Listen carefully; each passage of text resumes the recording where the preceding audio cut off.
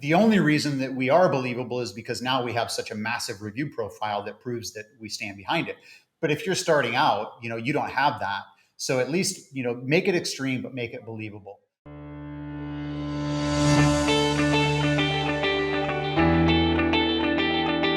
And I want a good show, damn it.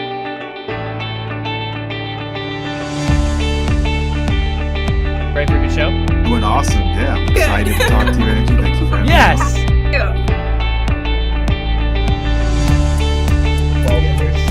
I've always been doing big into archery, and my dad said, "Hey, you guys want to start an archery store?" That's how I was. Andrew, yes, of course. Let's do this together.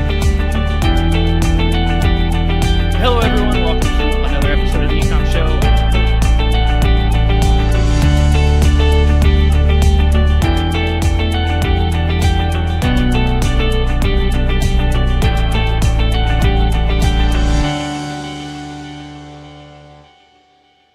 Hello, everyone, and welcome to another episode of the E-Comm Show. I'm your host, Andrew Maff, and today I'm joined by the amazing Michael Kaufman, who's the brand owner over at Protuff Products. Michael, how you doing? You ready for a good show? Doing great. I'm ready. Beautiful. Super excited to have you on the show. Really looking forward to getting into this one. I've got relatively similar experience, but I'm super excited to hear on your end. I like to always start this off the same way. I'd love to give you the opportunity to kind of tell everyone a little bit about where you've been, where you're at now, some of your background. We'll take it from there. Okay. Sure. Yeah, absolutely. So I've been in e-com for almost 30 years. I've been on Amazon for close to 10. So kind of an OG in that space. And so a lot of what we do centers around post-purchase process and list building and utilizing that for better launches, better reviews, customer interaction, that sort of thing. And so actually myself and a couple of other guys have actually started a mentoring program over at brandfortresshq.com, as well as a podcast to go along with that. So if anybody's looking for assistance with their Amazon business, specifically with relationship to brand building and post-purchase process and list building, that sort of thing, it's kind of what we do. So beautiful. The post-purchase thing, especially through Amazon, traditionally a nightmare, also something that most sellers completely ignore. They spend so much time trying to get someone to actually buy something, and then they just ignore them after they do actually purchase something. So tell me a little bit about that. What is the process? What are you kind of implementing post-purchase? So our brand is, we sell pool cleaning tools. In that space, it's a very commodity space. Most of the products out there are quite crappy. So we basically upgraded everything so that we have a really high quality product, good features. But in terms of the post-purchase process, the way that we've implemented it is through a warranty. So we offer an unlimited free replacement lifetime warranty on all of our products. And that obviously is fairly valuable, especially since we sell at about 5 times the price of most of the other products in our category. So if you're going to spend that kind of money, you would want to take advantage of the warranty that was advertised. So we do get pretty good response rates on that. We get about a 30% response rate from our package inserts. And of course, we're continuing to split test to improve that. But and so we get both email and we get our physical addresses because since it's a warranty, at registration, we ask for that physical address and just say, hey, we're going to need to ship you something down the road, so we'll need your address. We don't require it, but 90% of our registrations actually do include the address. So that actually proves pretty useful for us and has given us, we've got about 35,000 people on our subscriber list, and we get about a 50% open rate on just about anything we send out. So, wow. So the immediate question, I know that there's a handful of listeners who will email me like after every episode and they listen to it and then shoot or pick it apart. And one of the immediate questions I know is one guy's going to have the terms of service on Amazon on when you can or cannot do mention a warranty. And I would imagine the way you're alerting people these warranty, or at least how to get to the site, would be through some kind of insert or something like that in the product packaging. Am I correct? Yeah, definitely an insert. In fact, actually on most of our products, we actually use a hang tag. So one of the things that we discovered, and that actually was a big switch. So we had inserts, which did relatively well, but when we switched to the hang tag, we nearly doubled our response rate. And so essentially the issue there is, and I would caution every seller, if you're going to try to institute a post-purchase process and you're including some sort of an insert, you have to make sure that the customer has to interact with it in some way. And by using a hang tag, especially because of the way our product operates, they have to remove the hang tag in order to use the product. It's impossible to use it without it.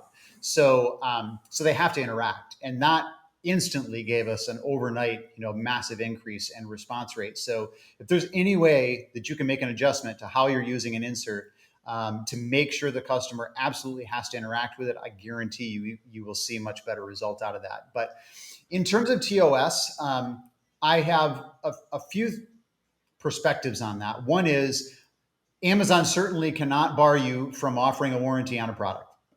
They may be able to bar you from advertising it on your listing, technically.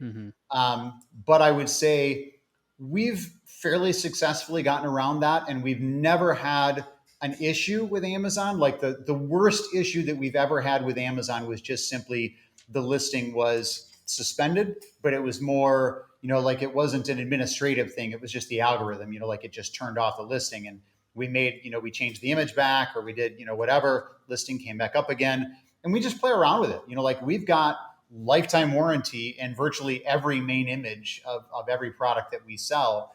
And there's creative ways that you can get around the algorithm. One of the ways that we've found that actually is kind of useful is that obviously the human brain can fill in the gaps, right? So like if there's a letter or two that are covered in a message, if the message is one that's fairly obvious, the person looking at it is going to know. The algorithm's not going to pick it up. So if the algorithm is picking up the word warranty, say in your main image, if you just do it in such a way so the product covers a little portion of that message, the customer can still read it, obviously, but the algorithm can't pick it up. So that's one easy way to get around that.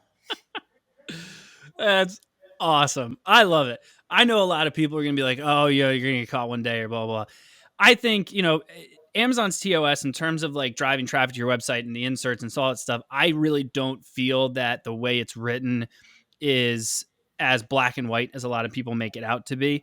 Yeah. And then to your point, like they can't really stop you from offering a warranty. And then as far as I'm aware, the TOS and insert, or to your point, which I like the idea even better of doing like a hang tag, if it's in the product packaging, it's considered a part of the product. Have you thoughts on that? Is that kind of how you stand with it?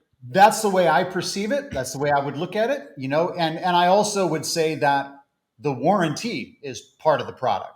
Like, yeah. I mean, if you buy a product, the warranty is the reason you pay the price that you pay oftentimes is because it has a warranty, or if it doesn't, then you expect to pay less. So from my perspective, it is a part of the product. And so I don't really concern myself too much with it. I mean, I think that, obviously there's the obvious things, don't be putting an insert in there that asks for a 5-star review. Don't be, there's all of the obvious stuff, but again, if I offer a warranty on a product, if Amazon's main thing is take care of the customer, well, a warranty is useful if you actually stand behind it. And we do. Our review profile for virtually every product on Amazon is a full 5-star review. So we clearly stand behind it. I'm not going to worry about it. It's effective for us. It's useful. It gets us the registrations. We take care of the customer. I would say one thing, if you decide to offer a warranty, I would say two things. One, make it extreme but believable for your category. So if you can, if it's at all possible, I would 3 to 5x whatever anybody else in your category is doing, but I would price accordingly so that you can afford to do it. But I would also put a time limit on it. One of the things that I think we did wrong is to make it unlimited free replacement for life, because it doesn't sound believable. From a customer's perspective, that's ridiculous. Nobody's going to do that. Who could afford to do that? There's a whole bunch of reasons why we can afford it. But a customer doesn't know all those reasons. So it doesn't sound reasonable. Also, it makes it hard from a marketing perspective to calculate the value that they receive, because it's infinite, right? Like it never ends. But if everybody else in your category offers a 1 year and you offer a 5 year, well, then you can instantly calculate the value. They can calculate it in their head, but certainly in your marketing, you can calculate it. There's numbers that you can use. We can't do that. It's not effective in that way. So we're not believable. The only reason that we are believable is because now we have such a massive review profile that proves that we stand behind it. But if you're starting out, you don't have that. So at least, make it extreme, but make it believable. I think is a, an important piece.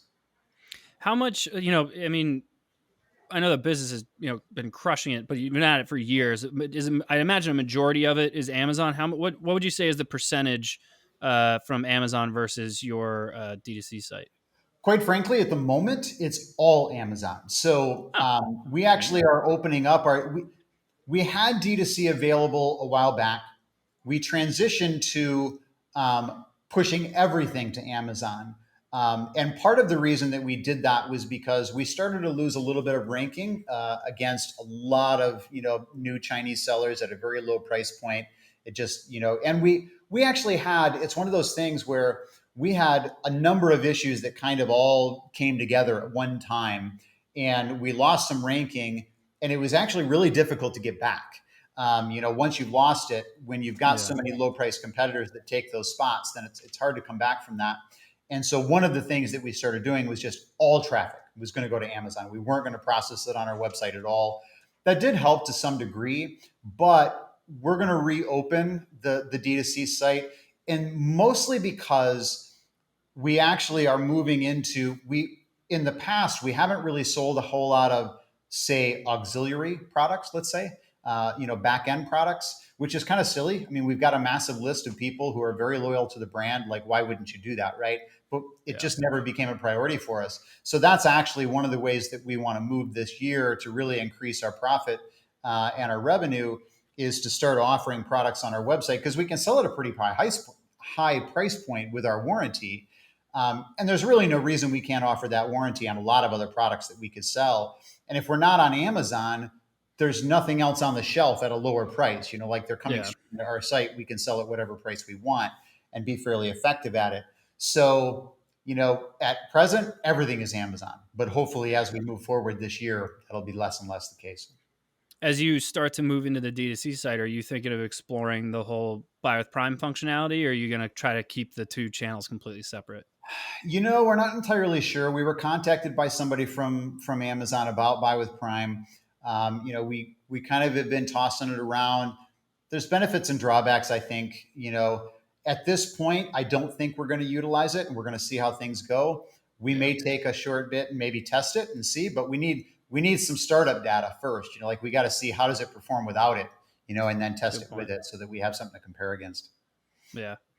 With one of the things you had mentioned about, you've got a lot of loyal customers to the brand, and how do I say this?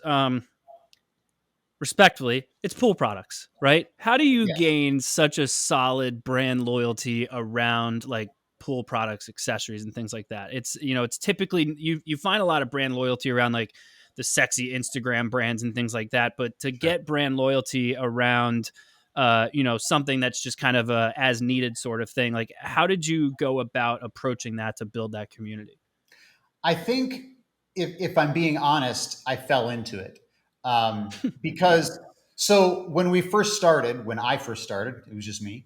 I basically was taking a product off the shelf, from the manufacturer. I hadn't made any adjustments to it. I didn't change anything. I was just throwing it up on Amazon to see what would happen. Right. I've been in e-commerce for a while. I wanted a little bit different direction to what I was doing. So I thought I'd give it a shot.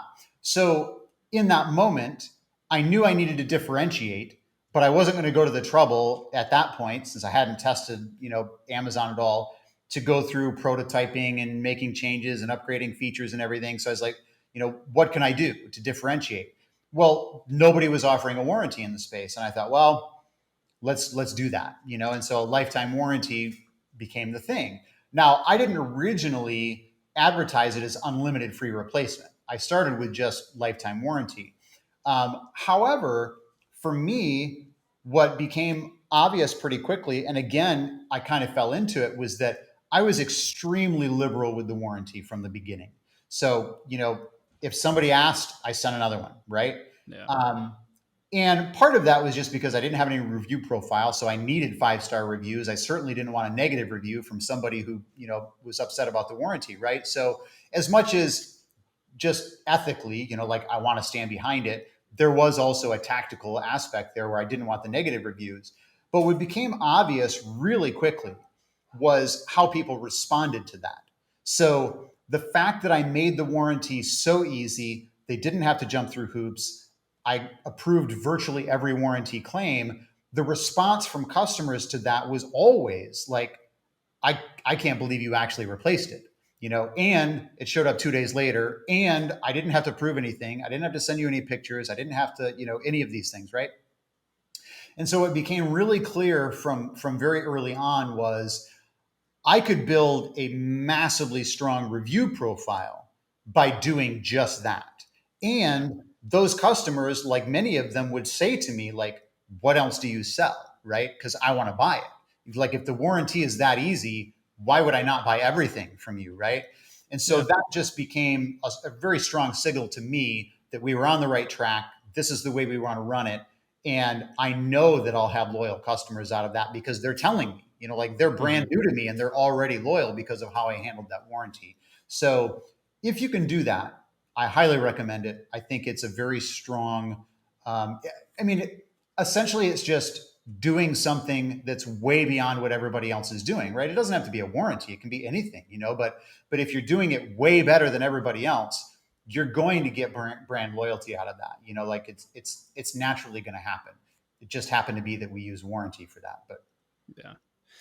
Do you, you mentioned you were basically liberal with the warranty in the beginning. Like, how did you end up actually doing like the calculation of how many people actually take advantage of the warranty and figuring out like how lucrative that may or may not be? Because I could see like you started off very liberal with it in the beginning and it just happened to work out really well. But I could also see how someone could start doing that and then that just comes back and completely bites them in the ass down the line. Right. So how do you figure out the math on that? So there's a few things. I mean, first of all, we really couldn't calculate the math until we had been in it for a few years, essentially, and doing it because we knew that the average lifespan of our product, we began to see like 2-3 years was the average lifespan. Now we've had people that, 6, 7, 8 years, it lasted, but average is probably 3 years. So we knew once we get past that 3-year mark, now we're going to start seeing an uptick, right? Like that's what we were expecting. So like in the early stages, it was a very low percentage of revenue. It was insignificant reasonably. I knew once I got past that 3-year mark, okay, now it's going to start to increase. What is it going to look like? And it did increase, reasonably speaking, but not nearly as much as I expected.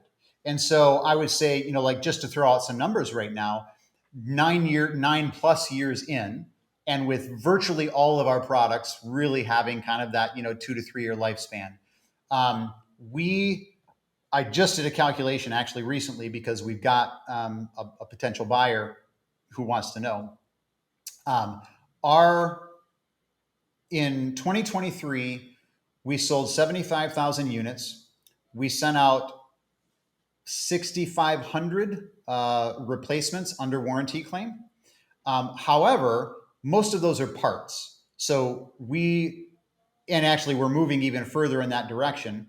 But so that amounted to 3% of revenue.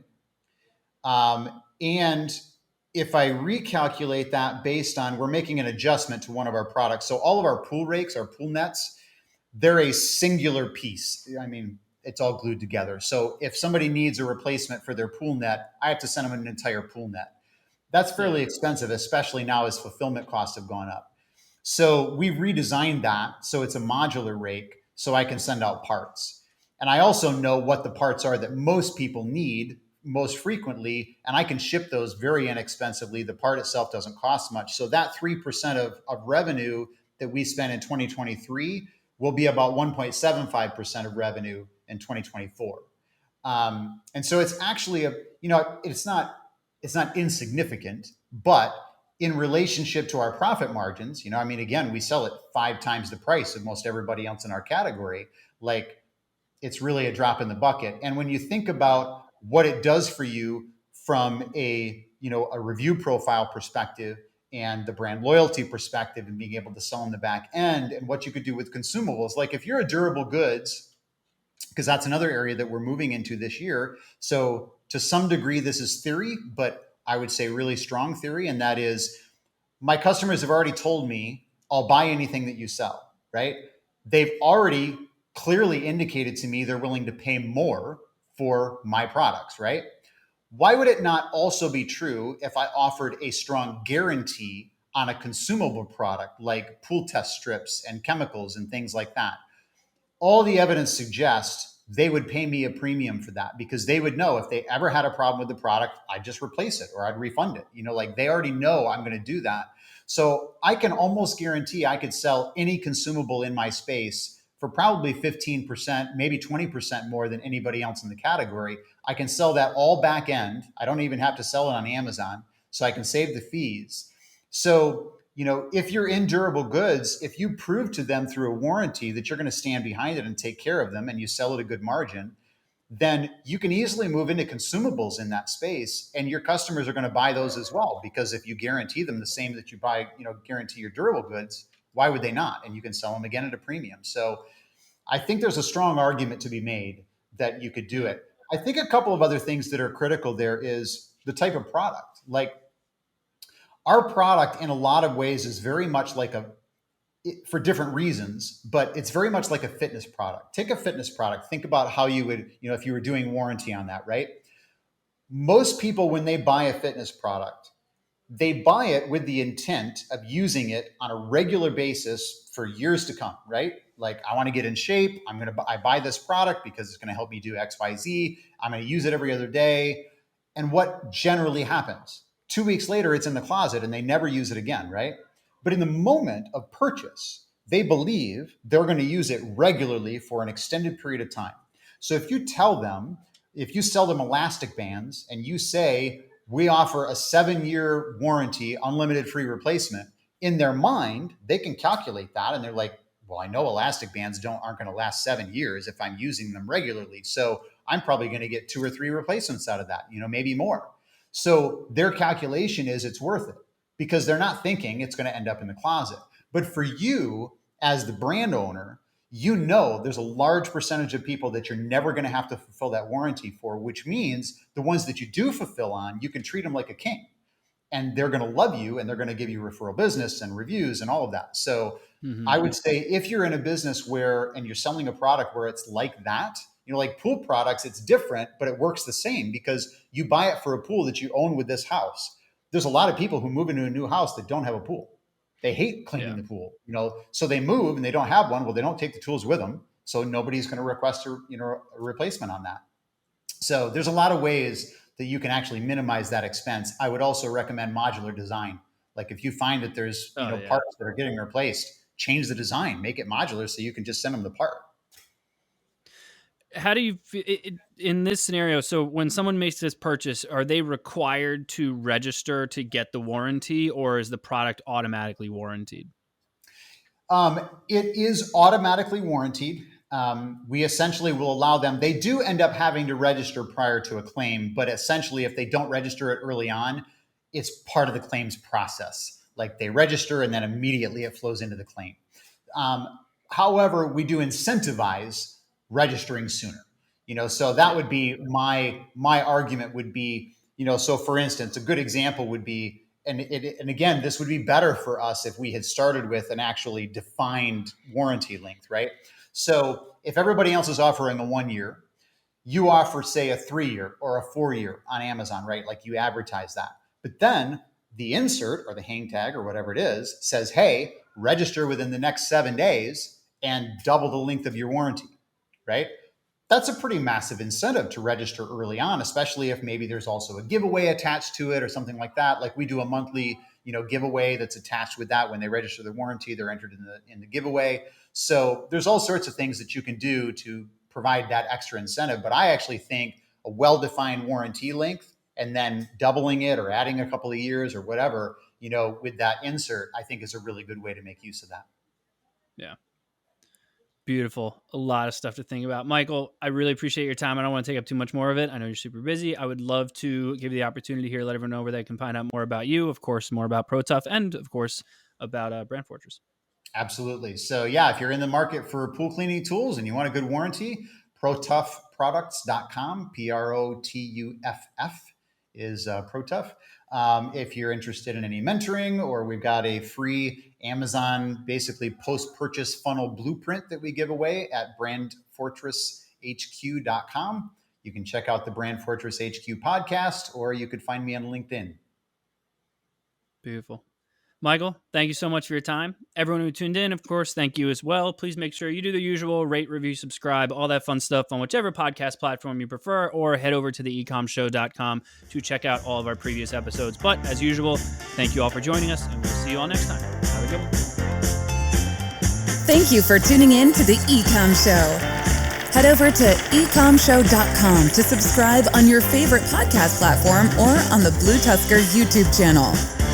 The E-Comm Show is brought to you by BlueTuskr, a full-service digital marketing company specifically for e-commerce sellers looking to accelerate their growth. Go to BlueTuskr.com now for more information. Make sure to tune in next week for another amazing episode of the E-Comm Show.